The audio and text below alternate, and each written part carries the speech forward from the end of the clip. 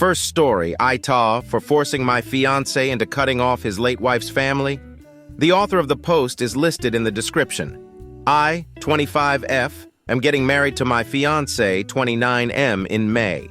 When we first got together, he told me that he was married from 22 years old to his high school sweetheart. We met when he was 25. But she passed of sepsis from a botched surgery. He didn't cope well and stayed in contact with her family, namely father and two sisters, 19 and 24. It was a soft spot for me for a while at the beginning because there was so much history they had that we would not have, and it was tough knowing that she was all around him. I never told him and decided to work through it on my own, especially with the fact that he would often spend time with her family during our relationship. Her birthday, their anniversary, and anniversary of her death, he'd spend the day with her family. It was uncomfortable at first knowing the man I loved was reminiscing about love he had with someone else, but I kept trying to see it from his perspective. And the last couple years I am completely secure in our relationship and it doesn't bother me much anymore. Well, he proposed this time last year and I was over the moon. I love this man with all my heart, but I recently learned that he never told them that we got engaged. I've been trying local coffee shops the past few months rather than my usual run and tried a new one. His LW's sister worked there, and other than being awkward, she did a double take of my engagement ring and looked really unhappy. I didn't mention it and left. My fiancé told me that she kept messaging him on social media about it, and I wasn't happy that he kept it a secret. He apologized and was very depleted by it all. He said that he didn't want to hide me, but he didn't want to hurt them either, and that both of us were a huge part of his life. I understand that and let him off the hook slightly, just told him to be upfront with them from now on. That was that. At least I thought so. A week ago on Sunday, I got a message from the 24-year-old asking if I was happy with myself, that I would never replace his LW, and that if she was still alive, he'd choose her over me every time. She even said that he only kept me around for me money and something to stick his dick in. I ignored it, but I can't say that it didn't affect me. When you're in my position, all these points are ones you have to work through, and it's not easy to get over those insecurities. It feels like a knock in the teeth when they're used against you. I mentioned it to him, and he comforted me and reassured me. He said he'd set boundaries with her, and I'd never have to hear from her again. Fine by me. That was until I found my car with WH*Ray and grave robber smeared in red paint. I had saved for this car for a year, and it was expensive. Very expensive. The tires were slashed and the windows cracked. I asked the store a few doors down for their CCTV camera footage of that night, but it was blurry and didn't catch much. It did manage to catch half a license plate, though, and the color and make of a car. It was his LW's youngest sister's car. I told him I was filing a police report, and he asked me to hold off until he talked to them first. I told him no, but I would if they paid for the damages and apologized to my face.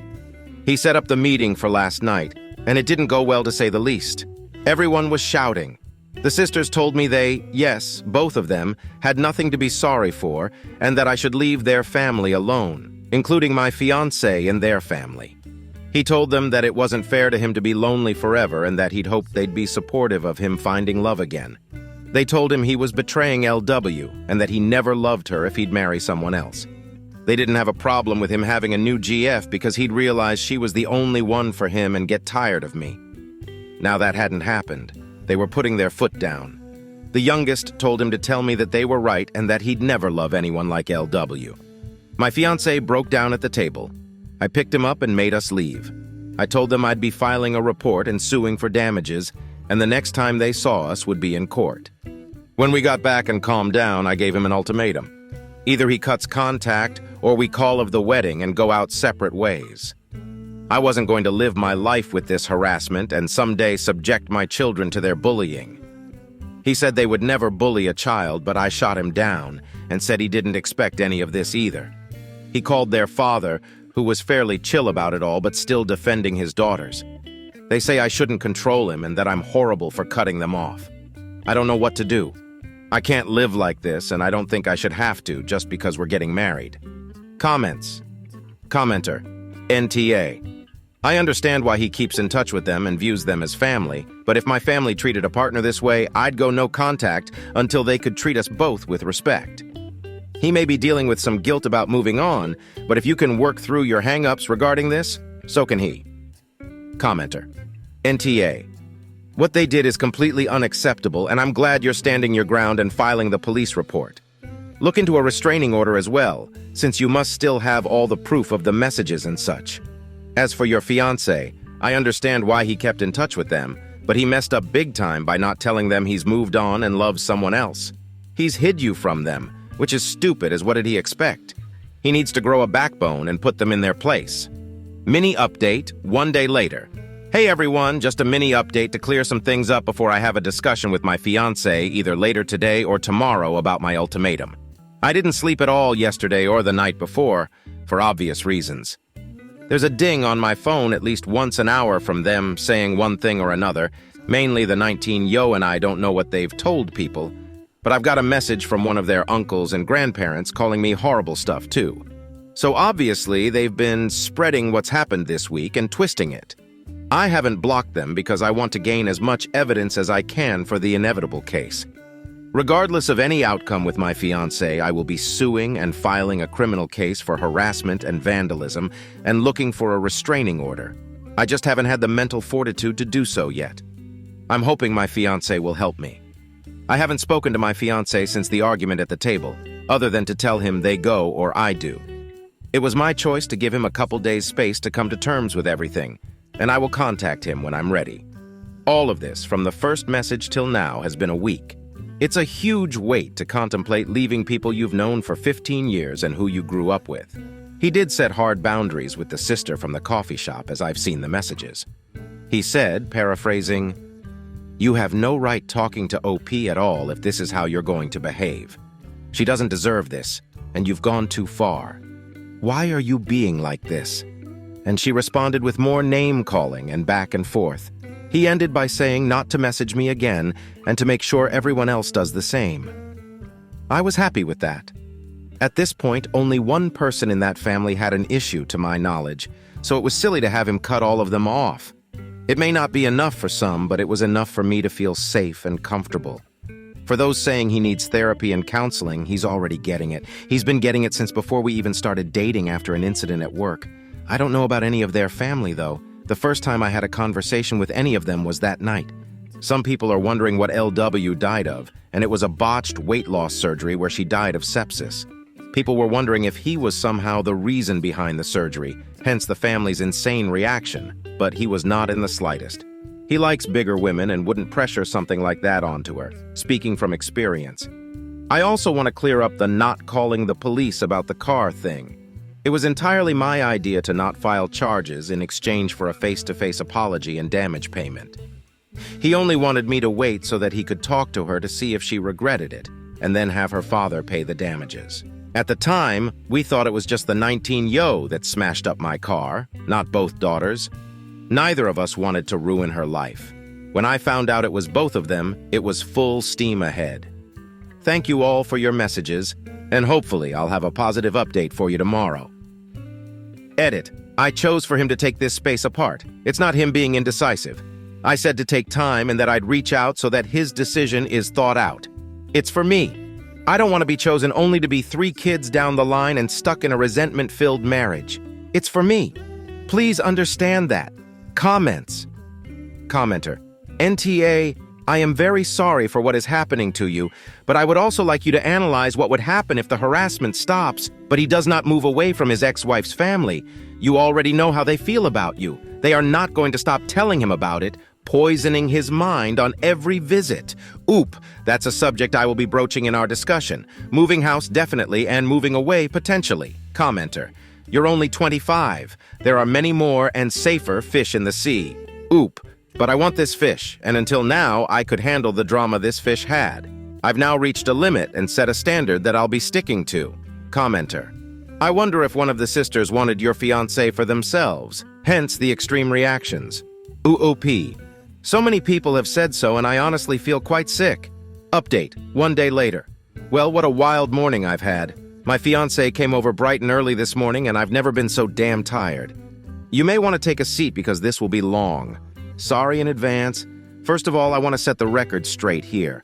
A lot of people are coming for my fiancé over not cutting them off from the get-go, which I don't think is fair.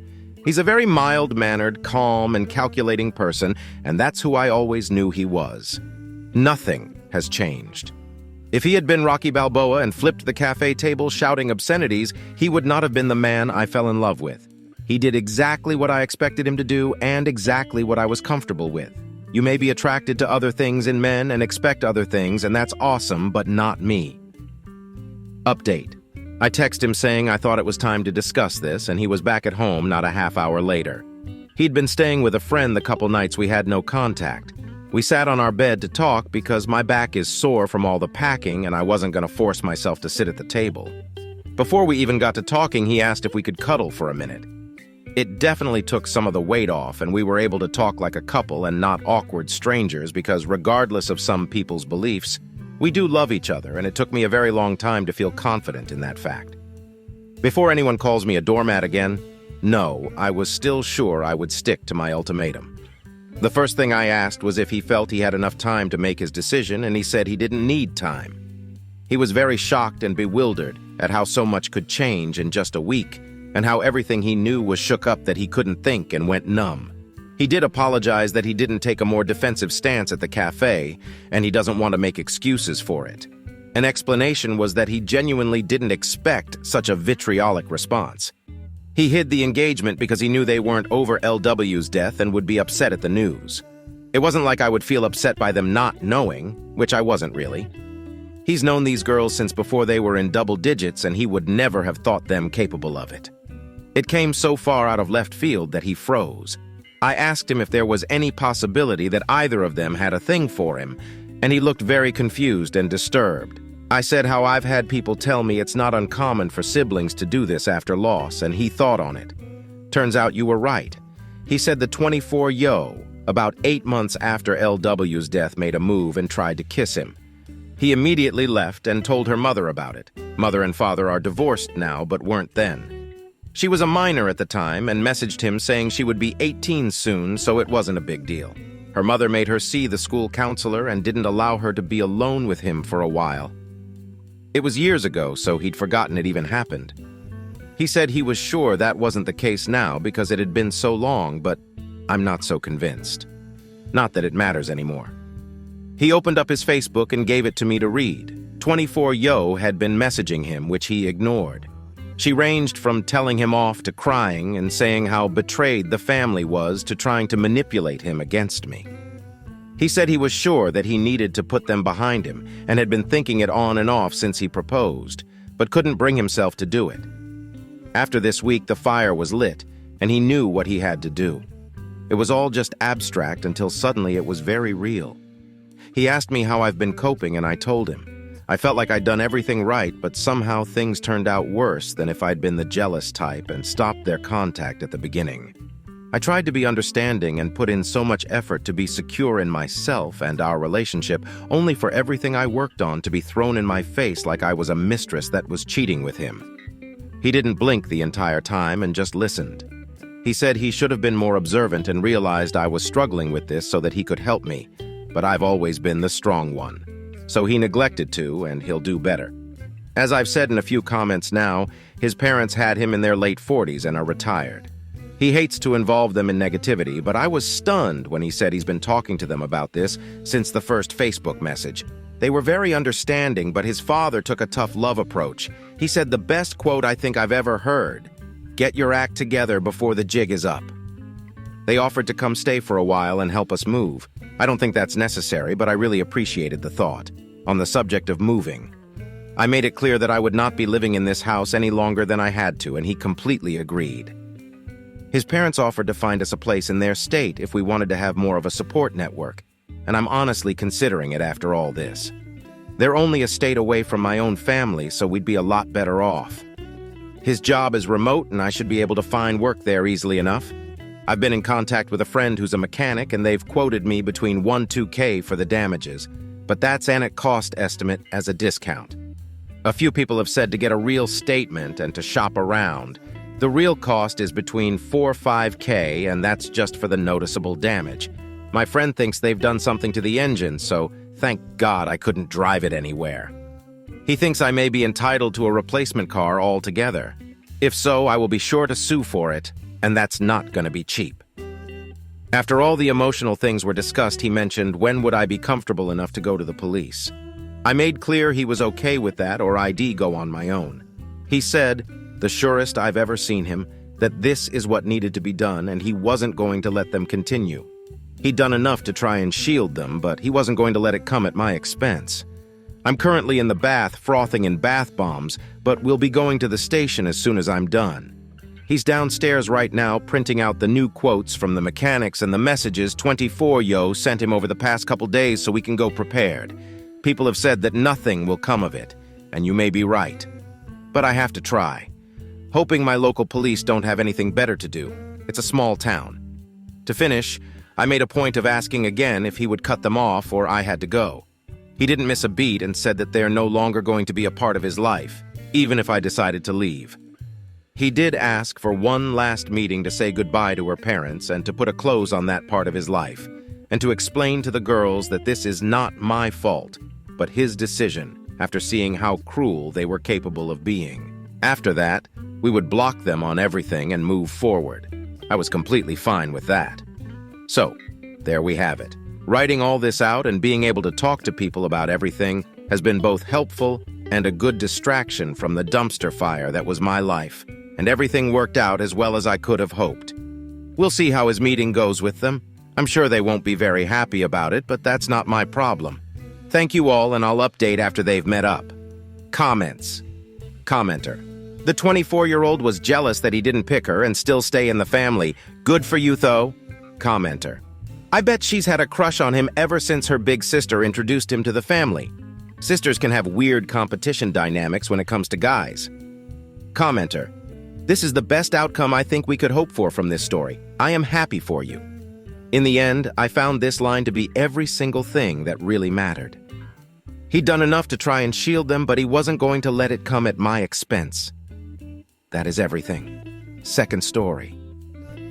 I watched as my co-worker's marriage fell apart over the course of 1 year, and I found it morbidly entertaining. I, 23F, started a new job in January 2023, and a guy named Brad, 32M, started at the same time as me. We didn't have a lot in common, but he was nice enough and entertaining to share an office with. He told me about how he moved to this town with his wife, 32F, because she grew up here and her family was from here. It's a nice enough town, but nothing special. I met her at a work event, and she was nice enough, but even though her husband was spending the majority of his time working with me, she had no interest in talking to me over the more important people at the event. I wasn't offended. It was just an observation. He had also mentioned that this was the first time in their relationship that they worked the same schedule. He had always worked nights, and she had worked days up until he got this job. Or they had been long distance when she was in grad school. He moved away for a year for a contract job, etc. First, it started off pretty innocuous. He would be upset that she didn't do the dishes, or would forget to tell him she had plans that night, and things like that. Then he started to get upset about deeper things like how she never let them go on a vacation that wasn't one of her family vacations, how she never wanted to visit his family, but she wanted him to come to every single family event she was invited to, financial differences. She was also very into fitness and had been encouraging him to work out more by asking him to run with her, but also making comments about his weight. He had weight issues as a kid, and it was apparently a sensitive topic for him, even though he put a lot of effort into going to the gym as well. By the summertime, it was obvious that they were doing therapy because he started to leave at a specific time on the same day of the week. He admitted that they were doing therapy because they had a big fight and didn't speak for almost a month. They did therapy for a couple weeks, maybe a month or two, but they kept fighting and eventually stopped scheduling therapy. By this time, they weren't really talking at all and were leaning toward divorce. One night, she was having a friend over, a girl who was her patient. She was a specialty healthcare provider. She had specifically asked him to go upstairs while the girl was over. He walked downstairs for something and walked in on what looked like them leaning in to kiss. He was obviously upset and also confused because she was very religious and conservative. He told me a couple days later that she convinced him that he didn't see what he saw. I told him that while I wasn't there, It seemed like she was gaslighting him and he knew what he saw. I encouraged him to follow through with the divorce. A couple days later, he came into work drunk from drinking all morning because he woke up before her and looked through her phone and found out that she was not only having an affair, but she was telling her patient that she was in love with her and talking about how he didn't suspect anything.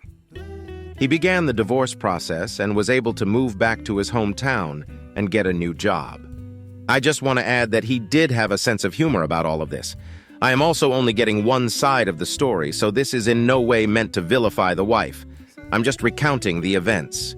The split was on the amicable side, all things considered. Third story, ex-wife wants to try again. Hello, guys. My wife and I divorced 5 years ago. It was an amicable divorce with no resentment on either side. Simply we were too young and she had to move away for her career. We kept some contact over the years. Last year I lost both my parents in quick succession. I did my best to throw it out, but it's not easy. When ex-wife heard of it, she immediately reached out and I supported me. Thanks to her, I pulled myself back up. Now, we have obviously started to reconnect, and she asked if we can try again now that we are both more mature and in better places. Not get married again right away, but rekindle our relationship. I feel conflicted. I did not completely lose my feelings for her, but recently I have started dating a girl and she knows this. She said she doesn't want to put me in the uncomfortable position of choosing, but that's what she's doing. I don't know how to proceed. With the other girl, we are just in the early dating, so my ex-wife is not intruding on an established relationship. Comments. Commenter. Follow your heart. Good luck. Oop, thank you. Still easier said than done. Heart says one thing, but the brain the exact opposite. Commenter. People do grow and sometimes come back together after divorce. You are now wiser. My personal opinion is to put your dating relationship on hold until you sort this out. Good luck. Oop, you are right. I'm not a player and I want to be transparent with both of them. Ex-wife had a funny way of putting it. She said it's like a job interview and I have to pick whom I think it's the best candidate. Also, if I may add, we never had any hostility between us.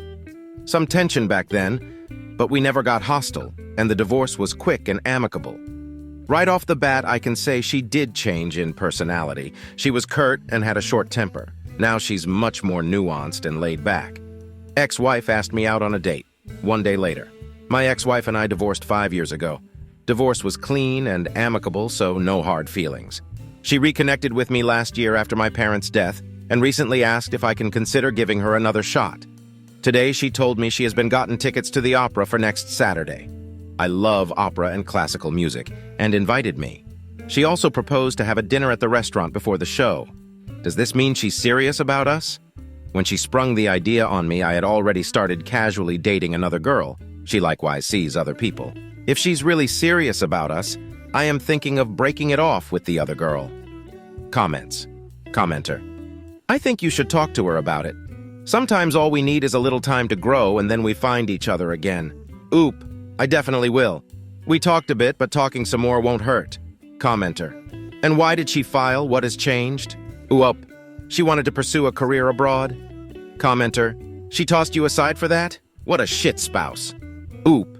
There were other factors as well, but in the long run it was the right thing to divorce. Update. 10 days later. Hello, just letting you guys that we had our date and she just dropped me off at my place. She came to pick me up with her car.